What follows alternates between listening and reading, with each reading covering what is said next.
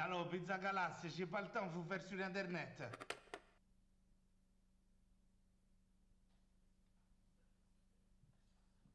Oula, bonjour, c'est la bonne hauteur, ça va. Bonjour, bienvenue au Festival international du film fantastique de Neuchâtel 2024 pour cette première journée du symposium Imaging the Future 2024. Nous sommes très heureux de commencer avec un format qui nous intéresse particulièrement, c'est-à-dire le gaming, le jeu vidéo, game design. Et avec donc c'est le nouveau rendez-vous depuis 2022 que nous avons instauré qui s'appelle Ahead of the Game. On aime bien ce titre. Et là, c'est un format assez particulier pour cette première conférence, car nous allons vous présenter un let's play qui s'appelle en fait Let's Play Nature, parce que nous avons pas mal de thématisations liées à l'écologie dans le festival, donc non seulement ici, mais aussi dans le cadre des films que nous présentons et des tables rondes que nous présentons également à NIF Extended, c'est-à-dire dans cette même salle. Jeudi, par exemple, il y aura une table ronde avec notamment Saul Pandelakis, qui est un des membres du jury, et qui est un écrivain qui thématise pas mal aussi ce genre de sujet.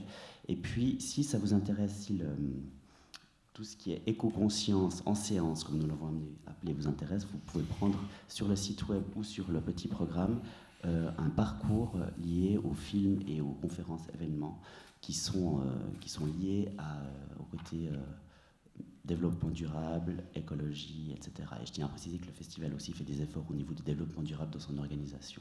Donc on essaye vraiment d'être cohérent par rapport à ce qu'on fait.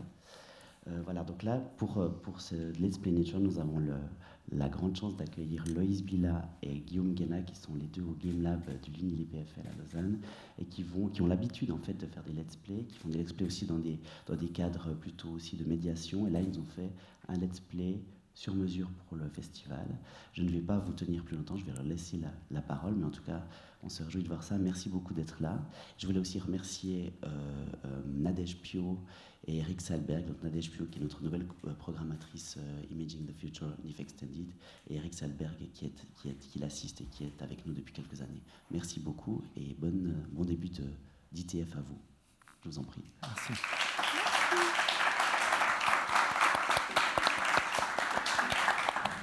La manette. Merci beaucoup Guillaume. Merci Loïs, merci beaucoup à tout le monde d'être là. Donc on a décidé de vous présenter deux jeux aujourd'hui, peut-être pas vous les présenter si vous les connaissez déjà, mais en tout cas discuter deux jeux. Et pour commencer, on a choisi de partir sur Stray. Exactement, pour commencer, donc, nous commençons avec Stray.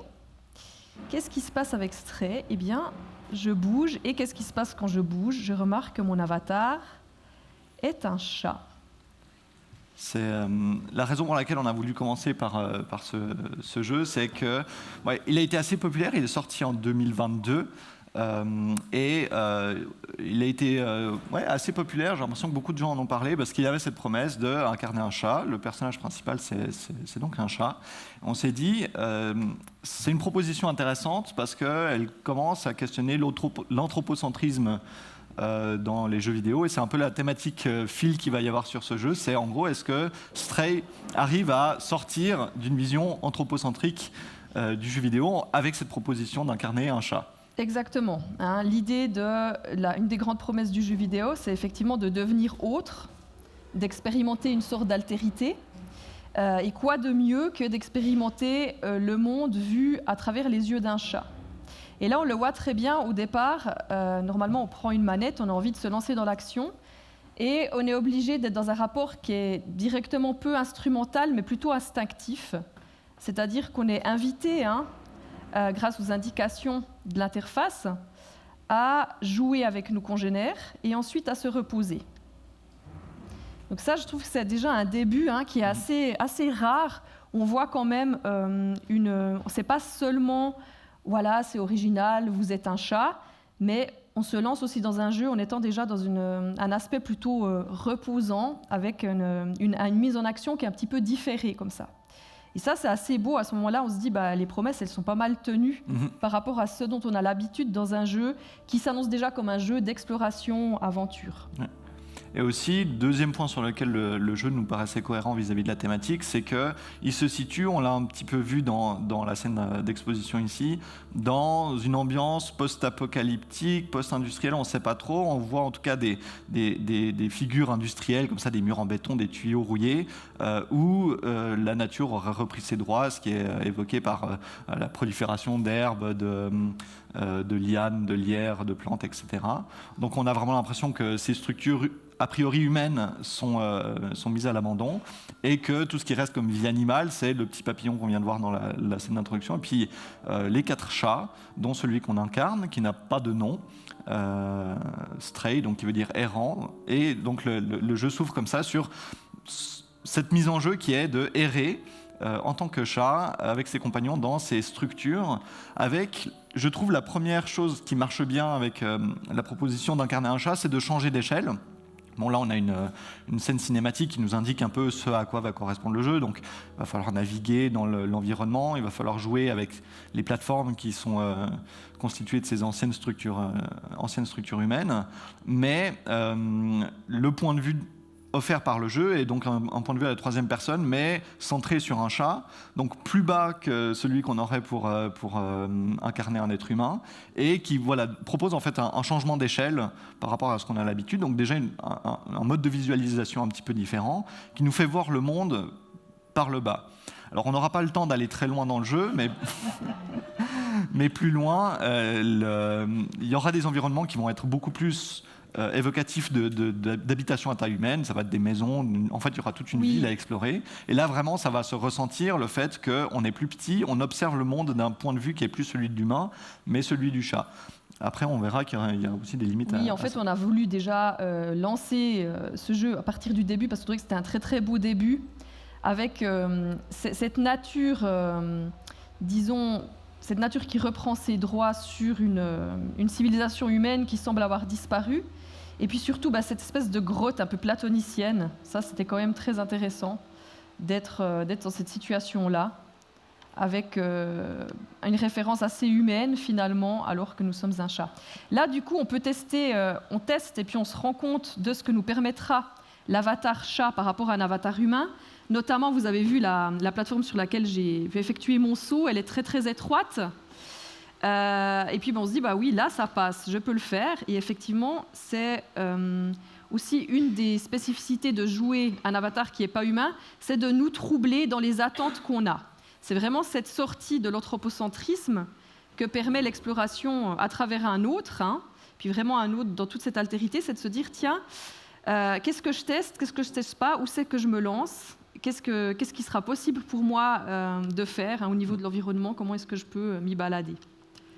Et c'est vraiment dans ce rapport à l'environnement, je trouve, où le jeu marche bien, dans le sens aussi, être un chat, c'est être agile, c'est avoir de l'équilibre. Et c'est là-dessus que le jeu va jouer, sur comment est-ce qu'on va lire l'environnement, en se disant, tiens, on incarne un chat, du coup, sur quelle plateforme je peux essayer de sauter, sur laquelle je peux essayer de me tenir en équilibre.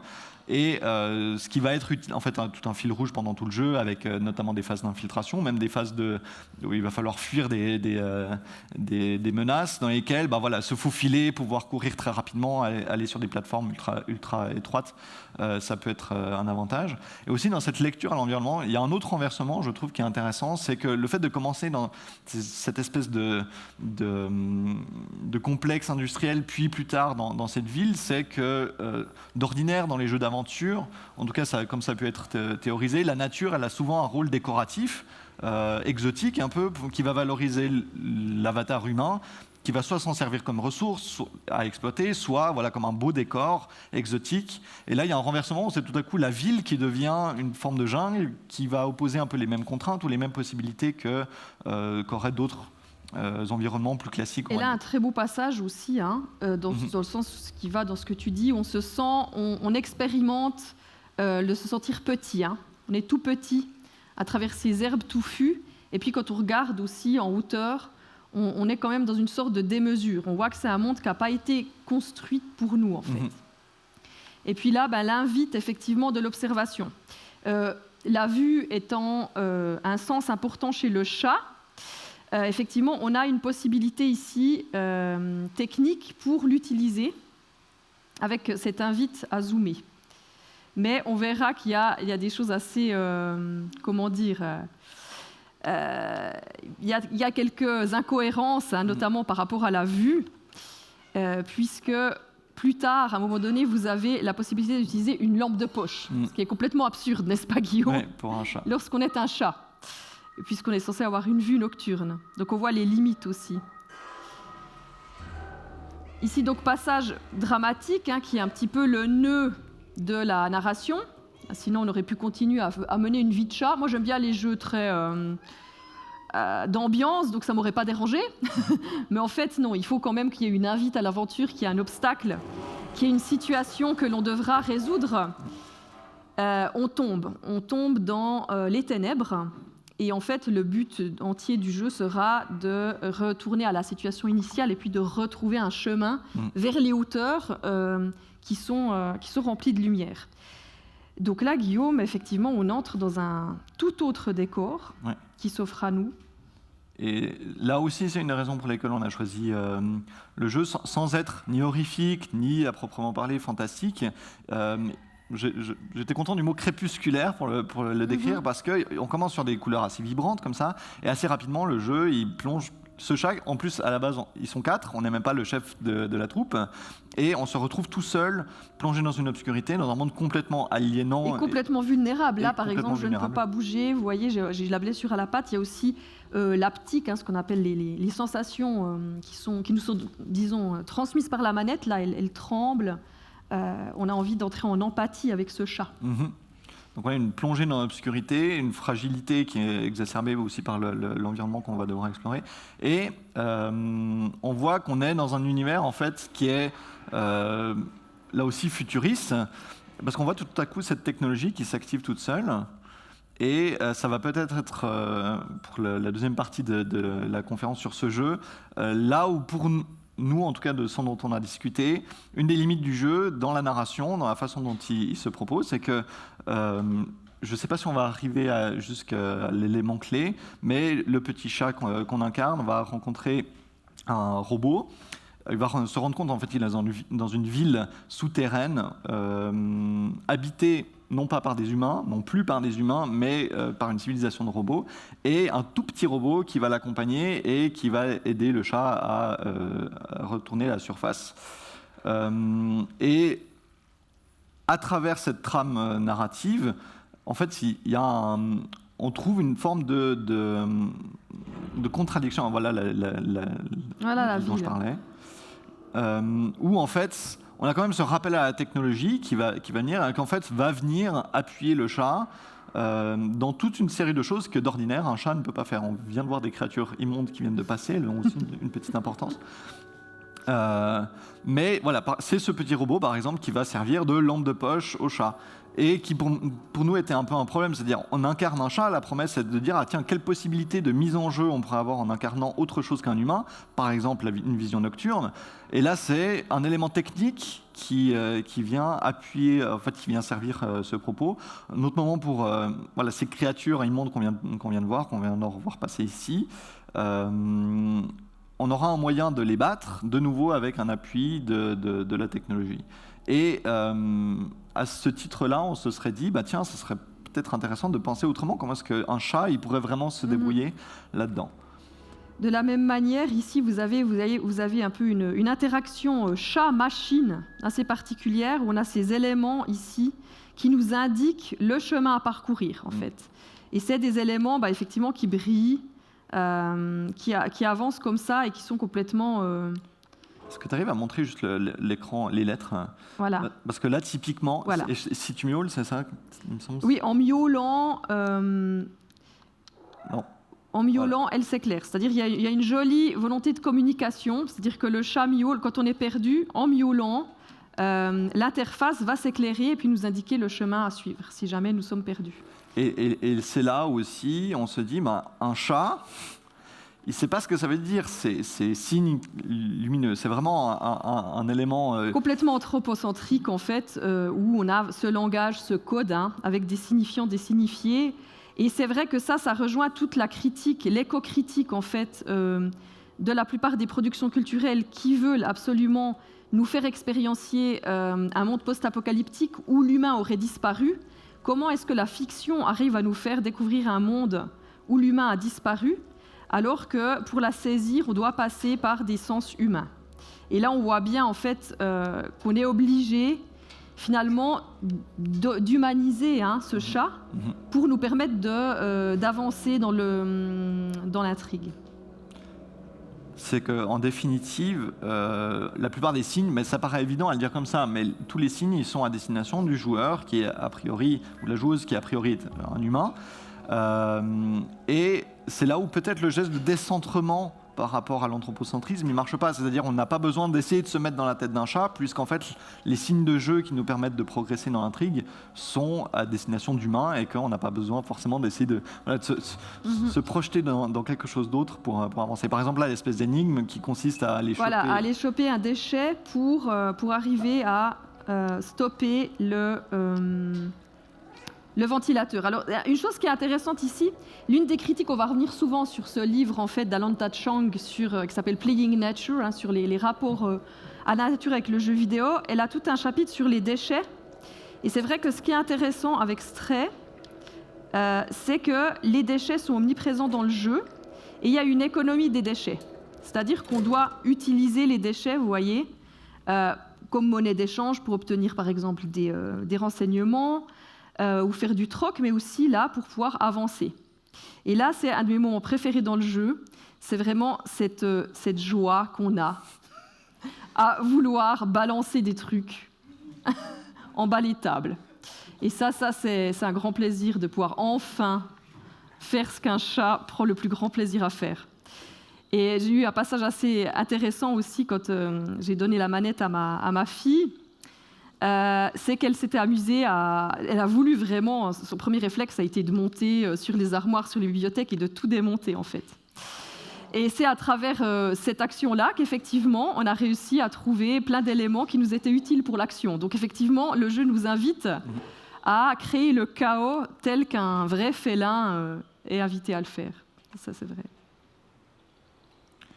Aussi, je trouve ça c'est quelque chose que je trouve le jeu réussit très bien dans l'ambiance qu'il a réussi à installer. Par contre, c'est en prenant vraiment le parti pris de cette ville enfermée sous terre et très industrielle. Pour moi, elle m'évoque beaucoup, j'ai l'impression, la façon dont elle est construite les mégalopoles asiatiques, notamment Hong Kong.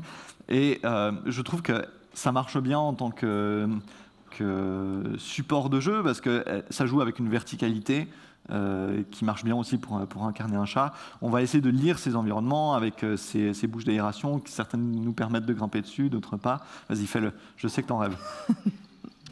Ah. Donc là, c'est vrai que la question de l'usage de ce que fait un chat, parce que là, effectivement, par contre, on n'a pas de pouce préhenseur qui fait effectivement la spécificité de l'humain. Et je me suis dit, mais comment est-ce qu'on va pouvoir jouer dans un jeu qui est quand même assez lié un peu puzzle game, on doit quand même avoir pas mal de manipulation d'objets, comment est-ce que je vais faire avec mes pattes Et là, c'est drôle, on a vraiment aussi ces invitations à faire ses griffes, typiquement, à marquer son territoire dans des endroits, là, voilà, c'est des petits clins d'œil comme ça qui nous rappellent en fait notre animalité.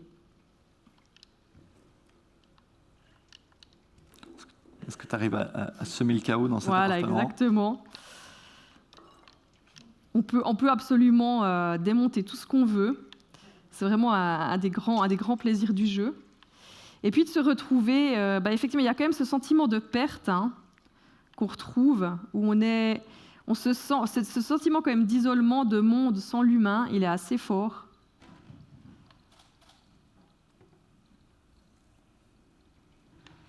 Et à nouveau, je trouve qu'on arrive à une des limites, c'est-à-dire il y a ce sentiment de perte, je trouve, qui marche bien, mais de nouveau, il y a ces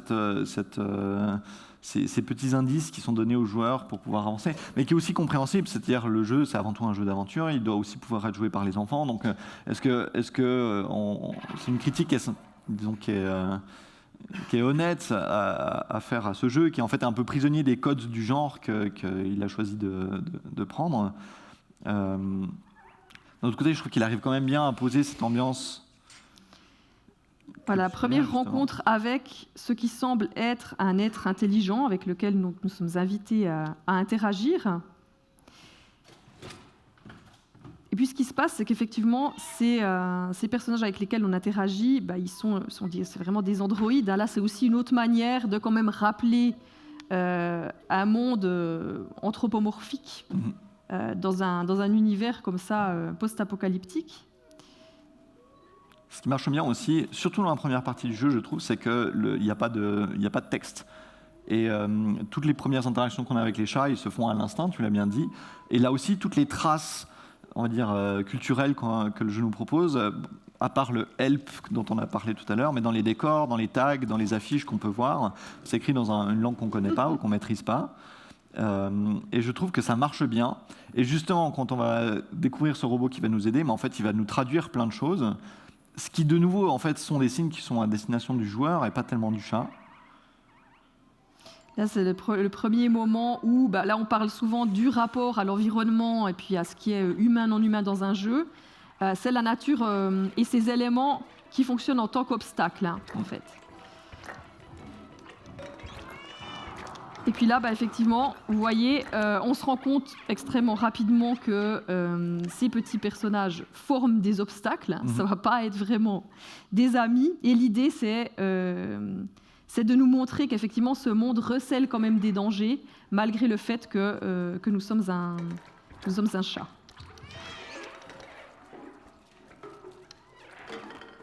Avec ces créatures aussi un peu parasitoïdes, on dirait un peu des tiques. On voit sur les murs que c'est la vie qui semble être infestée. Donc, ça fonctionne, je trouve, un peu comme une forme de métaphore aussi de choses qui ont pu proliférer dans cet espace urbain saturé de déchets. Saturé d'ordures. Et ça ramène de l'organique aussi dans un monde qui est habité par des robots. La nature, d'ailleurs, de ces créatures, elle n'est pas très bien explicitée dans le jeu, volontairement, j'imagine. Et qui rappelle aussi, comme tu dis, une dimension organique, mais du coup, la nature qui à la fois menace, enfin, si on peut appeler ça de la nature, mais disons l'organique qui est menace et en même temps qui est la figure du sauveur à travers le chat. Donc le jeu est assez complexe dans ses thématiques, je trouve, tout en proposant un challenge qui est quand même assez intéressant et assez accessible. Ma poubelle m'a eu. Voilà, donc on arrive à la fin de Stray, qu'on vous conseille. Il a en plus un DLC assez intéressant qui avait été réalisé en collaboration avec la SPA, où vous pouvez aussi choisir votre avatar parmi des chats dont l'histoire est vraiment réelle, des chats abandonnés. Donc voilà, une proposition qui permet un petit peu de sortir d'un point de vue dominant, humanoïde, sur disons, anthropocentrique, sur la nature qui nous entoure, pour entrer vraiment dans des relations écologiques à travers ce chat.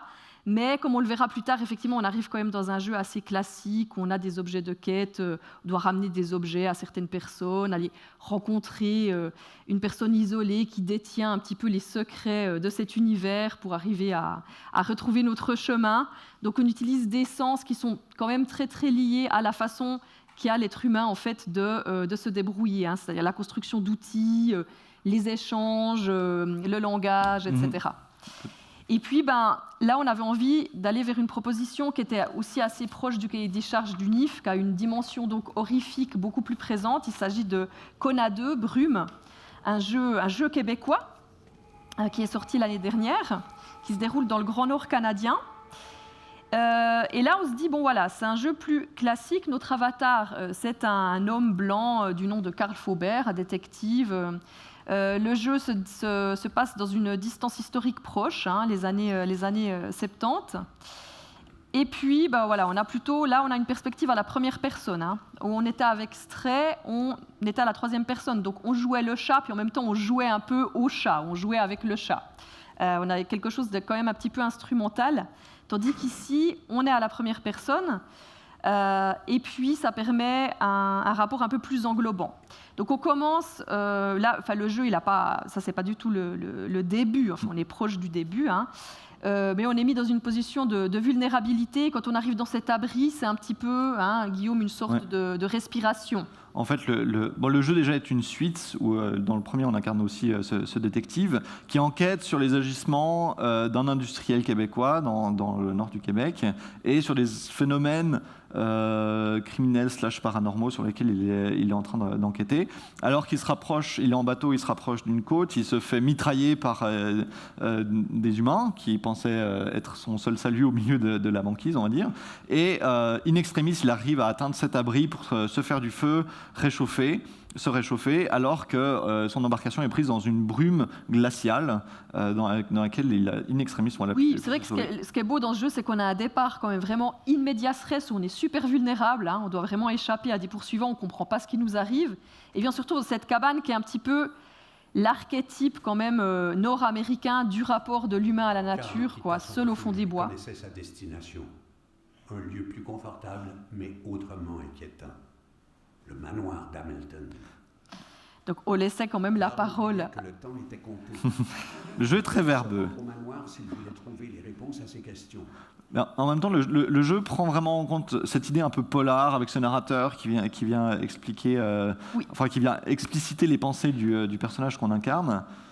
Cette voix off, elle est super intéressante parce qu'elle nous donne quand même un rapport, je trouve, assez particulier pour le jeu vidéo que j'ai peu expérimenté, où en fait on est le personnage d'une histoire, puis on n'est pas dans cette domination de se dire c'est notre histoire, c'est mon histoire. Elle est racontée et on en fait partie. Donc il y a quand même déjà un petit peu une décentration par rapport à une vision toute puissante de l'humain. Donc là vous avez vu, hein, peut-être dans la cabane, il y avait aussi des toilettes, on est vraiment proche d'Henry David Thoreau, hein, ce retour aussi à la vie rude, la vie brute, mais qui est encore très très marqué effectivement de ce saut de l'humain dont on a l'habitude. Là, on n'est pas encore trop perdu par rapport à nos repères. Il y a une des propositions du jeu aussi, c'est dans les genres dans lesquels il s'inscrit, il y a à la fois le jeu d'enquête, puisqu'on incarne un détective. Voilà, on a par exemple un journal dans lequel on recueille des indices, on peut prendre des photos, etc. Un peu le jeu d'action, parce que mine de rien, on peut tirer avec une arme, si on a des menaces dont on va peut-être parler plus tard. Mais c'est aussi un jeu de survie. On le voit en haut à gauche, il y a une jauge de santé, une jauge de chaud. C'est une dimension de survie qui rappelle aussi cette notion que le personnage n'est pas tout puissant, et qu'il est un peu paumé dans cet environnement hostile, mais un environnement qui est hostile en réaction aux agissements de l'humanité, puisque, en l'occurrence... Oui, parce que c'est vrai qu'on a cet aspect très survival, aventure, mais il y a une dimension surréaliste qui est intéressante, qui se passe à travers un élément, je trouve, du design qui est vraiment excellent, qui fait la qualité du jeu, c'est cette fameuse brune, hein, d'ailleurs, qui fait partie du titre. Là, si on continue d'avancer, justement, pour bien montrer comment on est pris par cette brume, ça peut être intéressant. C'est que plus on avance dans le jeu, plus cette brume est omniprésente, et puis on perd complètement ses repères. C'est-à-dire que plusieurs fois, on se perd complètement, on se paume, on doit repasser 15 fois au même endroit, on ne sait plus où on en est. Et puis ça, c'est vraiment un aspect quand même qui montre aussi notre vulnérabilité, et puis on n'est pas dans une position de toute puissance. Et on a cet environnement qui redevient une sorte d'écologie, où on doit agir en lien avec les autres éléments pour se repérer, tout devient des éléments de repère. Le loup était peut-être le favori de Carl Faubert. Sa noblesse et sa beauté n'avaient d'égal que sa férocité et son intelligence. Donc c'est plutôt un jeu qui nous invite au respect des éléments naturels, même ceux qui peuvent nous paraître menaçants dans notre imaginaire collectif, comme le rapport au loup. Là, vous le voyez, le loup n'a pas attaqué Guillaume.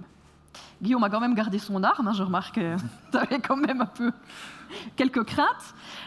Mais le jeu nous invite à ne surtout pas entrer en confrontation. Il va plutôt nous inviter au niveau du gameplay à privilégier l'esquive des animaux sauvages et aussi la fuite.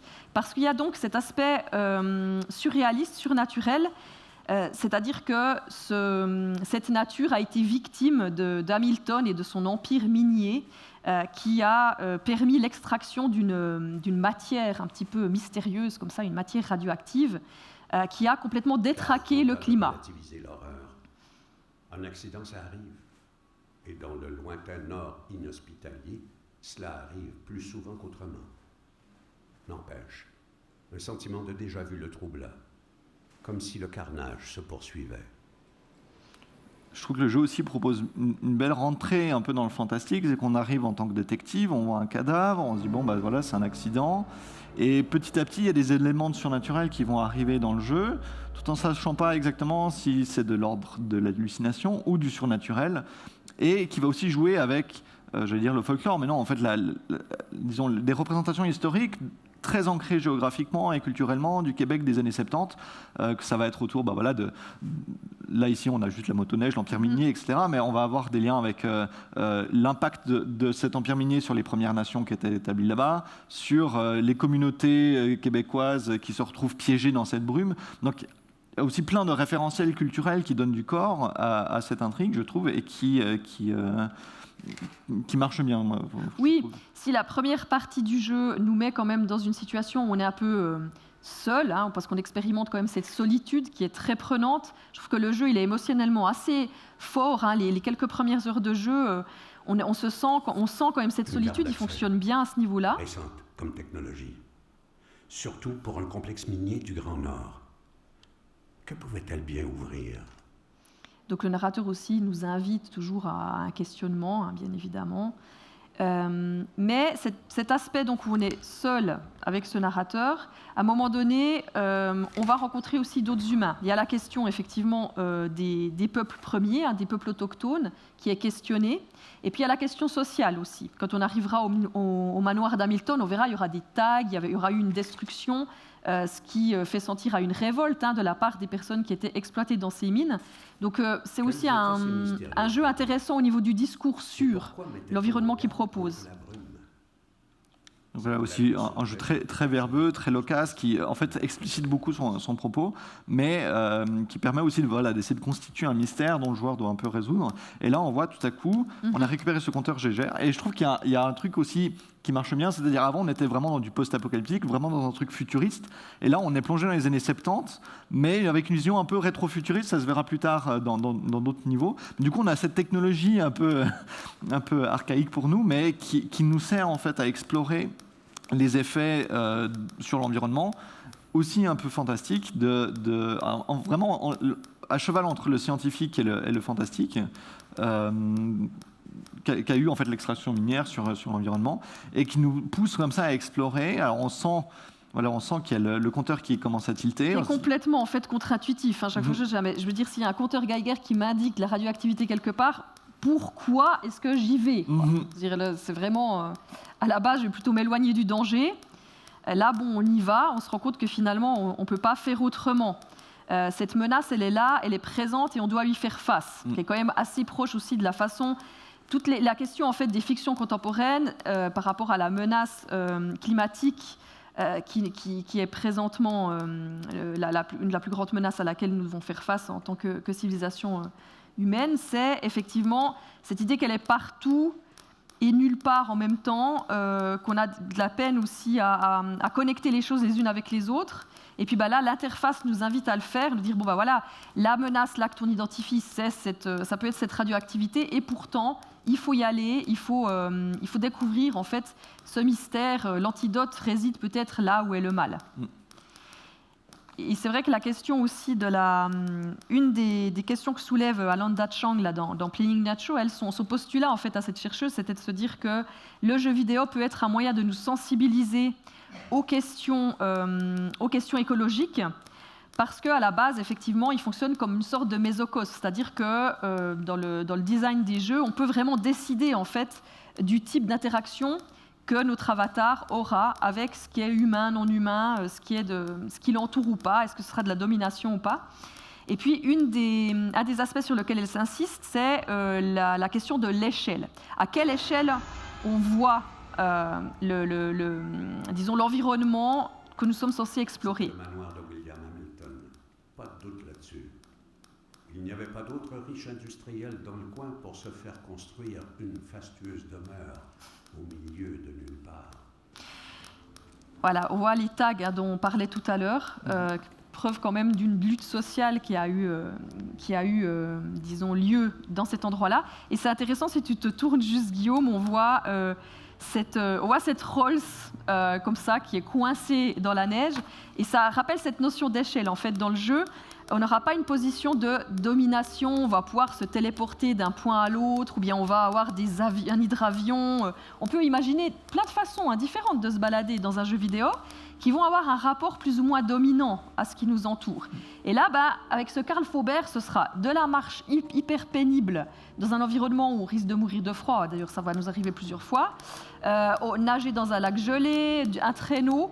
Mais il s'est mis un beau contraste avec cette Rolls-Royce comme ça qui est complètement coincée, qui est un symbole d'une splendeur disparue de ce manoir Hamilton et de cette grande famille qui avait à sa botte tous les éléments humains, non humains et la nature de manière générale pendant des décennies. Et on va aussi découvrir cette histoire. Un gazebo. La clé du manoir devait s'y trouver. Voilà. C'est petite parenthèse, mais moi je ne savais pas ce qu'était qu'un gazebo, et je crois que c'est une expression purement québécoise pour désigner ceci que moi j'appellerais un belvédère, mais je ne connais pas le nom. Voilà. Mais je trouvais aussi que ça c'était intéressant d'avoir quand même une sortie du point de vue culturel dominant qui va être américain, ou pas grand-chose de bien défini, mais qui va surfer sur les codes dominants. Et là, le jeu est vraiment aussi ancré dans sa production et sa narration comme un produit. Alors moi, je savais où était la clé, alors j'ai pas eu à trop tourner. mais voilà, le jeu a aussi une lenteur qui est intéressante dans la façon dont il installe aussi un sentiment de solitude qu'on retrouve en parallèle avec Stray. Une lenteur, une solitude, on est perdu comme ça. Là, on va entrer dans tout un niveau qui est celui du manoir, qui va aussi jouer sur un trope culturel, qui est celui du manoir, du richissime, qui pourrait être limite un scénario de Scooby-Doo, mais voilà, qui joue culturellement assez bien. Mais plus tard, on va se retrouver de nouveau dans des grands espaces perdus. Donc le jeu alterne comme ça entre des milieux plutôt claustrophobes en intérieur et des milieux presque claustrophobes en extérieur, j'ai envie de dire. Oui, effectivement, il y a cette espèce de sentiment quand même qui peut être des fois très angoissant d'être pris dans ces brumes. Et puis, ce qui se passe aussi, ce qui est intéressant par rapport à la difficulté qu'on a à dominer notre environnement, là voilà, on va entrer dans une toute autre atmosphère avec ce côté très suranné qui est aussi une des qualités du jeu, qui renforce aussi son atmosphère fantastique, lié à tout l'imaginaire des hôtels abandonnés, des maisons hantées et autres. On est invité à essayer en fait par plusieurs réminiscences de reconstituer ce qui s'est produit dans le jeu. Ça, c'est aussi ce que permet le jeu vidéo à ce niveau-là, c'est de naviguer aussi entre les époques avec plusieurs couches. À un moment donné, on a des scènes qui se sont déroulées à l'époque, qui vont comme ça se redérouler devant nos yeux à ce niveau-là. Je pense même qu'on aura le temps d'assister à une de ces scènes qui va aussi jouer sur la Très bien. Sur la thématisation de la santé mentale en fait du personnage, parce qu'on ne sait pas si c'est des souvenirs, s'il est en train d'halluciner, s'il est malade, si c'est des phénomènes magiques, qui va jouer notamment avec le folklore des Premières Nations. Il va peut-être aussi se questionner sur le traitement qu'on accorde à ces populations-là. Mais voilà, une série de couches différentes. Et là, on est vraiment perdu dans ce manoir qui va nous obliger à faire tout un jeu d'enquête. Donc là, on est vraiment plus dans la partie détective. On doit trouver des indices, on doit trouver notre chemin.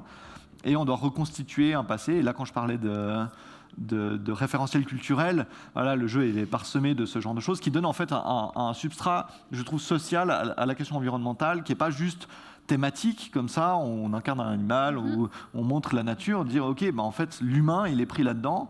On ne peut pas faire comme si l'humain n'existait pas, ni évacuer ses références sociales, socio-culturelles. Oui, puis ça renvoie à notre réalité actuelle, c'est-à-dire qu'il n'y a quasiment pas d'endroit sur la planète qui n'a pas été transformé par l'impact de l'humain. Donc on a un travail critique sur cette dichotomie entre humain, non humain, et puis qu'on avait peut-être un peu au début où on allait se risquer en se disant il y a la cabane et puis il y a l'extérieur qui nous résiste, qui est représenté par ce loup. Puis en fait là on est là, non, ça fait des siècles que ce qui n'est pas anthropocentré est complètement en lien avec l'humain, nous a façonné et nous façonnons toujours cette nature. On fait partie de cette nature, elle nous transforme, on la transforme aussi. Et puis on ne va pas mentir avec ça. Ce qu'aurait tout à pu faire un jeu comme Kona, où on était vraiment un peu dans du pur survival, moi, par rapport au Grand Blanc. Et c'est vrai qu'à ce niveau-là, il est quand même très équilibré. Et puis c'est vrai que sur l'aspect perte, la perte de repères. Sa respiration sifflée, son corps s'engourdir. Qu'est-ce qui lui arrivait? Là, tout à coup, aussi le travail autour du sound design qui est, je trouve, assez bien fait. C'est une espèce de lourdeur comme ça. Et en fait, on doit beaucoup dans ce jeu, effectivement, au niveau du son. Les murs semblaient fuir les mains de Karl qui tentaient de s'y appuyer. Quelque chose ne tournait pas rond. Les idées de Karl, elles, vrillaient dans sa tête, à l'en étourdir. Donc là, on a un travail sur extériorité, intériorité, et même passé, présent. Là, on voit une scène qui s'est déroulée avec la première apparition de ces fameuses bêtes.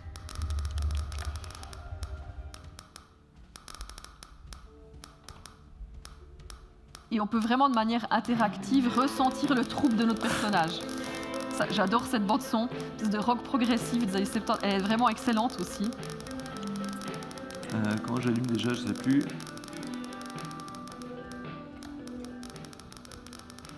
Et là, tout à coup, on est aussi plongé dans des univers, dans des espaces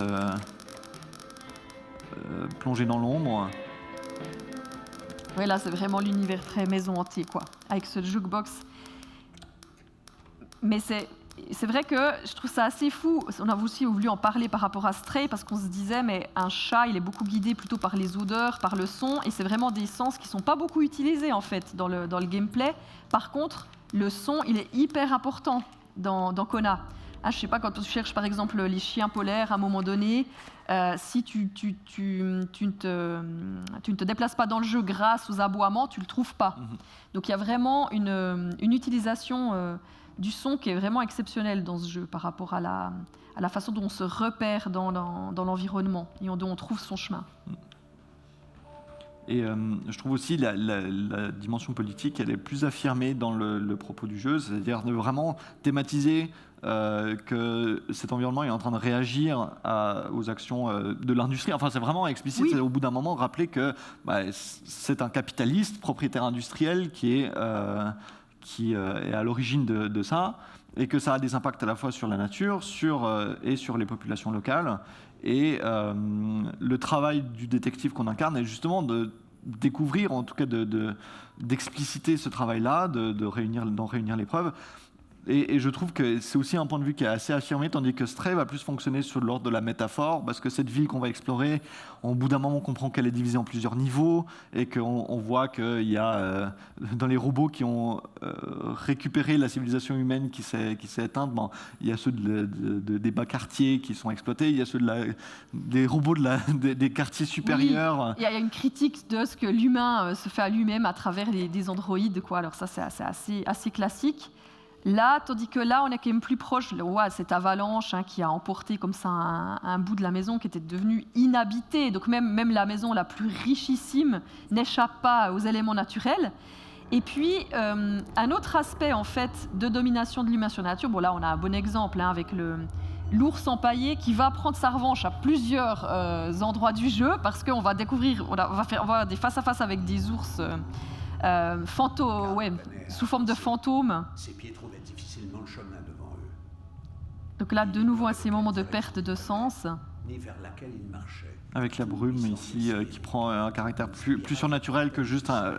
Oui, la un brume brouillard. fait le lien entre ce monde naturel et surnaturel. Et avec l'idée que c'est lors de l'extraction de ces mines qu'il y a eu un chaos climatique qui s'est imposé. Et puis il y a un aspect aussi que je trouve très intéressant, peut-être qu'on le verra juste après, c'est par rapport à la map, à la Le carte. sentiment de se réveiller, mais dans un rêve.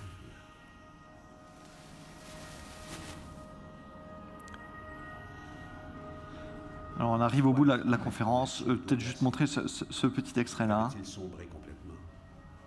Ou Ou fallait-il accepter l'étrange architecture du manoir menant soudain au milieu de nulle part? Ouais, C'est un aspect très fantastique. Ces imposantes structures semblaient sorties du fond des âges, ou des images du voyage sur la Lune, ou même de son esprit embrouillé lors d'une sieste d'après-midi. Là, on a une esthétique qui rappelle aussi un peu Stranger Things, en fait, cette espèce de monde. C'est le monde qu'on connaît, mais qui est un petit peu, justement, upside down. Et on va traverser comme ça ces dimensions. Est-ce que tu arrives à ouvrir la map à partir quand on est dans cet espace-là? Je suis pas sûre, mais quel est le nom de la map? juste sur le petit. Ah, c'est là. Ouais. Si on va sur la carte, ah non, il n'y a pas de carte disponible. Dommage. Mais en fait, cette map est nulle. C'est une des pires que j'ai vues dans l'histoire du jeu vidéo. Et je crois que c'est vraiment aussi un des. C'est vraiment. C'est pas gratuit du tout. On a une map qui est quand même un outil. La cartographie, à la base, c'est vraiment l'outil colonial de domination par excellence, qui a permis à l'Occident d'asseoir sa domination et puis de cartographier, c'est-à-dire de donner aussi des utilités, de transformer le monde qui nous entoure en ressources, en chemin, en itinéraires navigables et autres. Et puis là, on se retrouve dans Kona, même si on a une map, c'est vraiment extrêmement difficile et laborieux de l'utiliser. C'est vraiment des petits traits tout pâles sur un fond noir.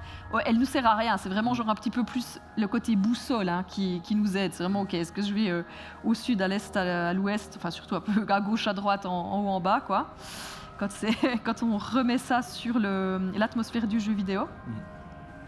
Et donc, c'est aussi cette critique quand même par rapport à la façon dont l'être humain occidental s'est promené dans l'univers qui l'entourait.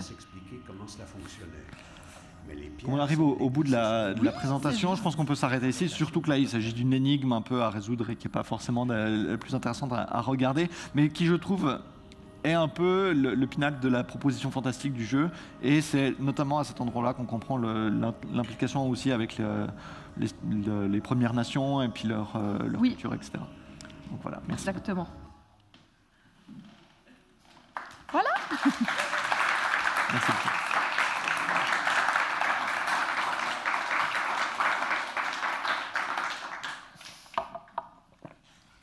Alors, merci beaucoup. On a quelques minutes pour des questions du public, s'il y en a.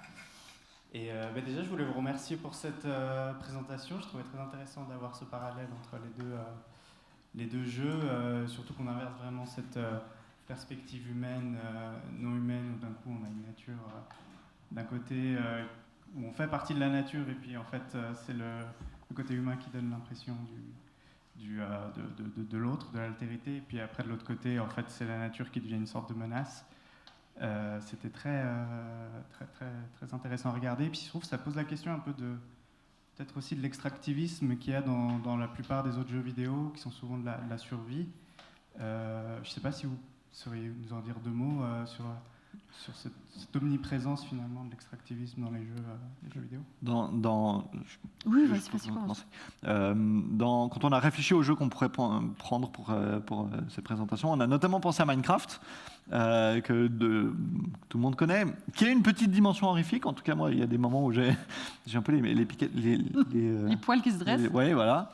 Mais qui fonctionne justement pile dans cette logique de survie, d'extractivisme, où on a tout un environnement infini à explorer, mais qui en définitive ne sert de ressource, soit que pour développer sa base et dans une approche extrêmement colonialiste, maîtriser son environnement et établir sa base jusqu'à, si on a envie de faire la quête, ou alors dans une dimension purement esthétique, c'est-à-dire en fait on a une infinité de blocs qui nous permettent de dessiner ce qu'on veut. Ce qui est très chouette dans une perspective créative, de purement esthétique on va dire, mais qui joue sur cette logique-là qui est en fait ultra dominante. Oui, et qui a à voir beaucoup aussi avec le fait que les éléments de l'extérieur dans lesquels on évolue sont déjà anthropomorphisés, c'est-à-dire dans Minecraft et tout, elle a des blocs de différentes couleurs et qui ont à voir en fait avec ce qu'on va en faire. Tiens, est-ce que je vais l'utiliser pour construire ma maison, pour créer un jardin, etc. Donc il y a déjà l'usage de la nature est déjà transformée en tant qu'objet, elle est déjà objectifiée. Et c'est vrai que dans ce genre de jeu-là, par le fait qu'on soit un non-humain ou qu'on ait comme ça ces sensations de perte, eh bien on doit activer un autre narratif. On n'arrive plus à être dans ce rapport instrumental. Et ce que vous dites sur l'extractivisme, il est très très présent, surtout dans des jeux post-apocalyptiques où finalement on se retrouve dans un univers où on doit refaire la même chose, quoi, que ce qui nous a mené à notre perte. Alors, cette espèce de civilisation qui a disparu, qui a été victime de son hubris, hein, c'est un grand classique, c'est aussi le cas dans Kona 2. Et puis, on est mené à refaire la même chose, soit sur une autre planète, ailleurs, à des plus grands jeux, la multivers qui était en train de se développer avec la VR et tout, le dual universe, c'est complètement ça. Hein, c'est une proposition complètement classique où on devra aller faire de l'extractivisme. Quand bien même ça renvoie aussi à la problématique de la sustainabilité du jeu vidéo en tant que hobby, parce que effectivement les matériaux rares qui composent nos consoles sont disons basés sur une économie extractiviste qui a des conséquences dramatiques en fait dans plusieurs points de la planète. Donc effectivement il y a aussi un renvoi à comment est-ce qu'on fait pour utiliser le jeu vidéo qui a vraiment des potentialités, je trouve, très fortes quand même, de se confronter aux conséquences de nos choix, à des réalités peut-être qu'on a de la peine encore à prendre la pleine considération à l'heure actuelle, parce qu'on est vraiment dans une lente apocalypse, hein, ça n'a pas trop à voir avec notre imaginaire, où il y aura un avant et un après assez clair. Mais c'est vrai que c'est toute la question de la responsabilité écologique, environnementale de ce loisir. Et en tout cas, dans les ateliers qu'on a mis en place, on a toute une première partie aussi qui essaie d'ouvrir sur une convivialité plus grande de ces outils basés sur le partage, sur aller en bibliothèque pour jouer, privilégier aussi les jeux physiques qu'on peut prêter, d'aller les uns chez les autres pour essayer de ne pas tomber aussi dans cette course comme ça à la fabrication des nouvelles consoles, des nouveaux jeux, et puis de ne pas pouvoir non plus les échanger par la dématérialisation qui en est pas une finalement, parce qu'on reste dans quelque chose d'assez polluant. Ça, c'est un aspect qu'on essaie aussi de sensibiliser lorsqu'on développe des ateliers dans le cadre des écoles, puis aussi dans le cadre des médiations publiques en bibliothèque ou autres. Merci. Alors, je me tourne vers le public, voir s'il y a une question. Oui, là-bas. Karl est mort, pétrifié par la ça c'est. C'est un peu dans la même continuité que sa question, mais en fait par rapport aux jeux de gestion qui sont justement ultra extractivistes. Moi j'avais joué à Terra Nihilus, qui prend l'inverse, où on doit fertiliser une terre en fait en utilisant les restes de ce qui était la terre. Et c'est vrai qu'en fait, dans les jeux de gestion, 99% des jeux de gestion sont quand même dans l'extractivisme et dans la reconstruction d'un... Enfin voilà, je voulais savoir ce que vous pensiez un peu des jeux de gestion en général. Merci beaucoup pour la question. Je pense que c'est ultra pertinent parce que j'ai l'impression que les jeux de survie et les jeux de gestion et les jeux de stratégie aussi de manière générale, ils opèrent tous un peu dans la même logique. Et je pense qu'il faut lire ça par rapport à leur héritage historique, d'où est-ce qu'ils viennent, de comment est-ce qu'ils se sont transformés. J'ai travaillé sur le premier SimCity, par exemple, qui est aussi dans cette logique-là, c'est-à-dire, on a une carte, on a moins de ressources, mais on a une carte à exploiter, en fait, et puis il s'agit de trouver l'optimum de fonctionnement. Mais dans les jeux de stratégie, ça va être un peu la même logique, cette idée on a des ressources qui nous permettent qu'on doit savoir optimiser, en fait, oui. Avec aussi une logique extrêmement calculatoire. En fait, tout ça est très capitaliste, c'est-à-dire on a une logique de rationalité, calculatoire, coût-bénéfice, et c'est une logique qu'on retrouve dans les jeux de gestion et les jeux de stratégie et les jeux de survie. Et ça ne m'étonne pas que, même quand un jeu essaie de prendre le contre-pied de ça, un peu comme Stray, c'est-à-dire en définitive, c'est difficile de sortir des canons du genre. C'est pas impossible, mais on reste quand même dans une logique où, au bout d'un moment, ce jeu il doit pouvoir être joué, donc il doit pouvoir activer chez les joueurs aussi des connaissances de base ou des préacquis, on va dire. Et ces préacquis-là, ils sont dans une logique de calcul, de rationalité et d'optimisation. Ce qui, moi aussi, m'a toujours fait rire, par exemple, en jouant je me suis dit, un jeu de gestion de ville intéressant, ce serait un jeu où on n'a pas toutes les statistiques de ce que font tel ou tel bâtiment, parce qu'en fait, on n'a jamais cette information complète, objective, sur ce bâtiment-là va produire tel effet-là, et avoir un rapport un peu plus organique à la vie humaine. Et je pense dans les jeux de survie, il y a aussi un petit peu ça. Et en plus de ça, on peut aussi rajouter, tu parlais un peu des façons dont on joue aux jeux vidéo et de cette dimension sociale. Je pense qu'il faut aussi rajouter le fait que les jeux se jouent en ayant conscience qu'il y a des communautés de joueurs qui en fait vont eux-mêmes créer des guides sur quel est le mode le plus opti pour faire telle ou telle partie. Et du coup, les créateurs ont aussi ça en tête. Enfin, j'ai l'impression que c'est de manière générale la logique calculatoire qui est difficile à sortir, de laquelle il est difficile de sortir. Oui, c'est du capitalisme vert. Là, on le voit, effectivement, vous dites sur Terranil, il y a se dit, ah, mais c'est cool parce qu'on fait quelque chose avec les déchets. Dans Stray aussi, il y a ce petit chat, on doit utiliser les déchets, ils vont être utiles, mais ils entrent justement dans un système aussi de valorisation, d'échange assez classique. Donc, cette idée qu'on va pouvoir pas changer de logiciel, mais on va s'en sortir. Comme le dit toujours l'adage bien connu, c'est plus facile d'imaginer la fin du monde que la fin du capitalisme, y compris aussi dans la façon dont les gameplays sont imaginés, alors que le jeu vidéo reste un outil aux potentialités mais illimitées.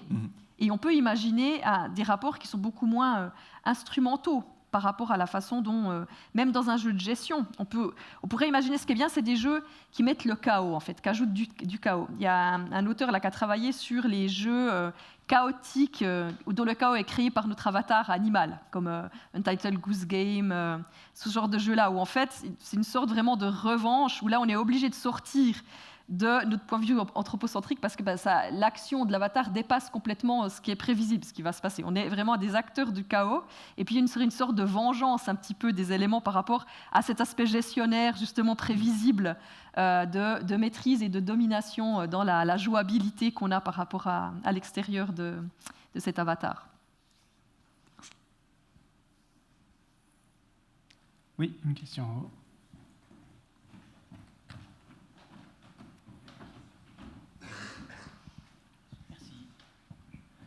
Bonjour, merci beaucoup pour ces commentaires très intéressants. Moi, je me posais une question vis-à-vis de Stray, parce que vous avez mentionné à la fois la proposition du jeu sur le fait de sortir de l'anthropocentrisme et de vouloir expérimenter le fait d'être un chat et ce genre de choses. Vous avez aussi mentionné quelques-unes des limites, comme le fait que derrière l'écran, on est quand même des êtres humains et qu'on dépend beaucoup de la vision et beaucoup moins des odeurs, du moins jusqu'à la prochaine génération de consoles peut-être. Mais je me posais la question...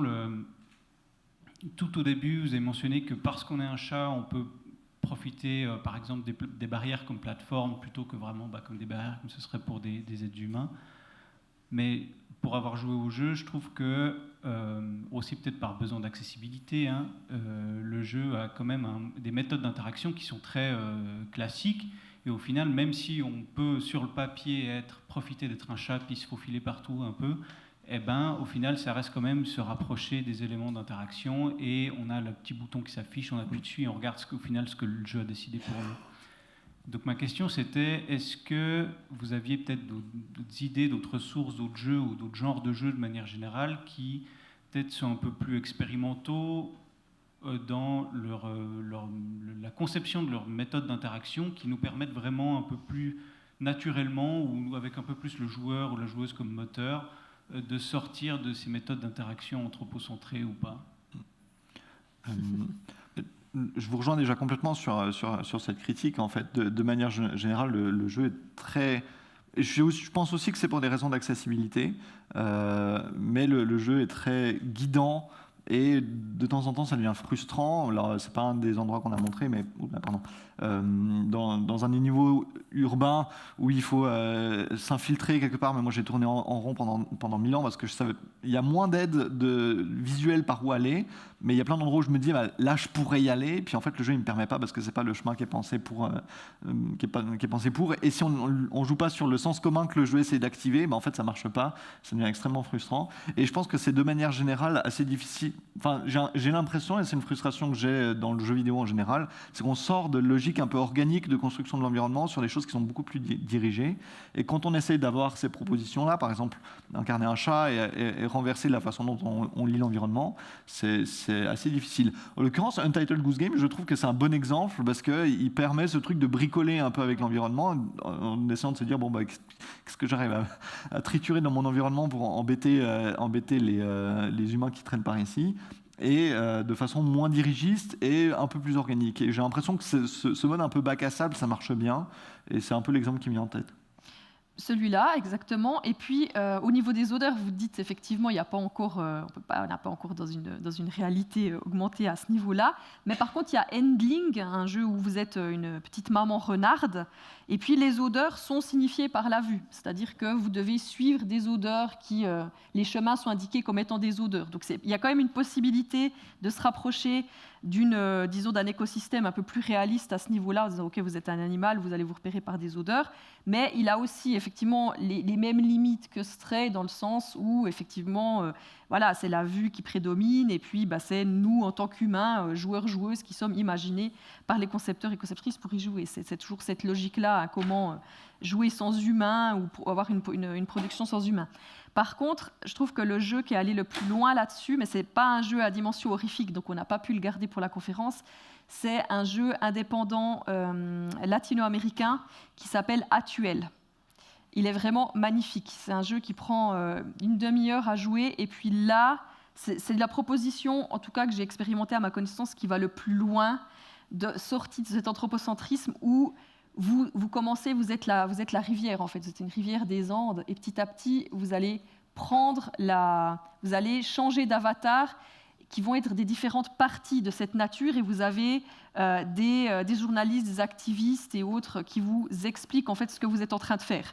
Et celui-là, Atuel, donc A-T-U-E-L, vous trouvez sur itch.io, il est vraiment sublime. C'est vraiment une proposition qui est vraiment un choc en fait, quand on joue aux jeux vidéo, parce qu'on n'avait jamais expérimenté ça de cette manière-là. On devient le nuage, on devient les éléments de la montagne, et on comprend vraiment les interactions de tous ces éléments en fait, du jeu entre eux. Et, honnêtement, il m'avait vraiment énormément plu à ce niveau-là. On espère qu'il y en aura beaucoup plus, pour montrer que c'est possible en fait. Mais c'est vrai qu'on est dans un jeu qui sort complètement du cadre, où on n'est pas quand même dans cette idée, allez, je vais explorer, on a cette petite jouissance de se dire, j'ai réussi cette petite énigme. Non, il faut quand même aussi être prêt et prête à se laisser complètement aller, se laisser déborder par les émotions, par l'extérieur, et que c'est d'autres éléments du jeu qui entrent vraiment en agentivité. Et c'est pas seulement nous, dans notre espèce d'hubris comme ça, surdominante. Et on n'est pas forcément toujours ultra prêt à le faire. Ça reste des jeux qui sont plutôt confidentiels pour le moment, ou en tout cas l'industrie, les AAA, vont pas encore dedans pour le moment. Merci beaucoup, c'est tout ce pourquoi on a le temps. Alors, je vous propose de remercier chaleureusement, d'applaudir chaleureusement nos invités aujourd'hui. Merci beaucoup.